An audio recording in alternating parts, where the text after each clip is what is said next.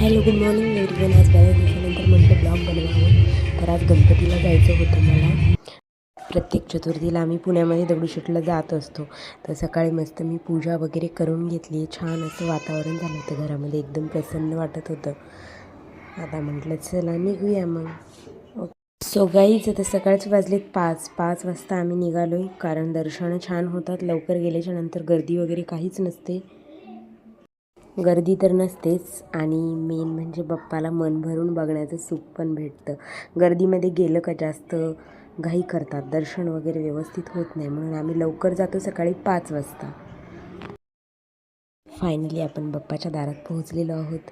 खूप छान असं प्रसन्न वाटत होतं आणि बाप्पाला भेटायची आतुरता पण होती. चला तर मग बघू शकता आमची चिमुकली कशी पळते. गर्दी काही जास्त नव्हती, त्याच्यामुळे आमचे दर्शन खूप छान झाले. बघू शकताय तुम्ही किती मज्जा घेत पळते. एवढं लहान चिमुकलं, ह्यालासुद्धा बाप्पाला भेटायची किती ओढ आहे. बघू शकताय तुम्ही, तिच्या चेहऱ्यावर दिसते.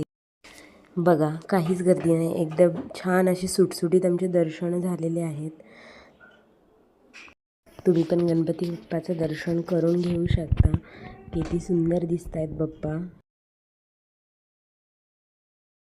दर्शन वगैरे झाले, बाप्पांना भेटून खूप आनंद झाला. आता निघायलो होतो घराकडे जात असताना नजर गेली गजऱ्यावर. गजरा घ्यायचाच होता, तोपर्यंत तर आमच्या साहेबाने जाऊन गजरा घेतला पण होता. त्यांना माहिती आहे मला गजऱ्याची खूप आवड आहे. सुंदर असा सुगंधित गजरा घेतला आणि मग निघालो आम्ही घराकडे. खूप छान असा सुगंधित निघालो आता घराकडे जात असताना परी म्हटली की मम्मी मला व्हिडिओ बनवायचा आहे तुझ्यासोबत छान. मग मस्त व्हिडिओ वगैरे बनवले आम्ही इन्स्टावर टाकण्यासाठी. आणि घराकडे येत होतो तेव्हा एक चहाची दुकान तर दिसली, पण ती होती बंद असल्यामुळे आम्ही तसेच सरळ निघून आलो. आणि मग काय गजरा वगैरे लावला होता, म्हटलं जरा 2-3 रील्स काढावी. छानपैकी रील्स काढल्या आणि मग नंतर घरच्या कामाच्या तयारीसाठी लागले. तोपर्यंत परीच्या पप्पाने परीचे केस वगैरे छान विंचरून दिले. आमची परी पप्पाची जास्त लाडाची असल्यामुळे सगळी कामं तिचे पप्पाच करतात. तिची माझी गरजच नाही पडत आहे तिला.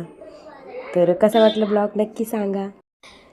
Thank you for watching. लाईक करा, शेअर करा, सबस्क्राईब करा. Thank you so much.